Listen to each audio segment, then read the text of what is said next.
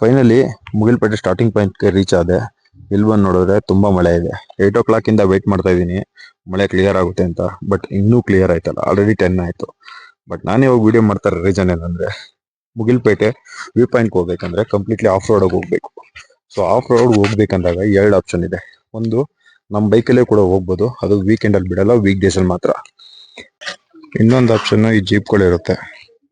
Weekend ಅಲ್ಲಿ ಒಂದು rate, week days ಅಲ್ಲಿ ಒಂದು ರೇಟ್. ವೀಕೆಂಡ್ ಅಲ್ಲಿ 2600 ಪರ್ ಜೀಪ್ ಇರುತ್ತೆ. ವೀಕ್ ಡೇಸ್ ಅಲ್ಲಿ 1500 ಇರುತ್ತೆ ಫುಲ್ ಜೀಪು. ಸೊ ಏನಂದ್ರೆ ಶೇರಿಂಗ್ ಅಲ್ಲಿ ಹೋದ್ರೆ ಯೂಸ್ ಆಗುತ್ತೆ, ಒಬ್ರೊಬ್ರೆ ತಗೊಂಡು ಹೋಗ್ಬೇಡಿ. ಇನ್ನು ಸಿಂಗಲ್ ಆಗಿ ಬೈಕ್ ನ ರೈಡ್ ಮಾಡ್ಕೊಂಡು ಹೋಗ್ತೀನಿ ಆಫ್ ರೋಡ್ ಅಲ್ಲಿ, ಜಾಸ್ತಿ ಆಫ್ ರೋಡ್ ಇರೋದ್ರಿಂದ ತುಂಬಾ ಕಷ್ಟ ಆಗುತ್ತೆ.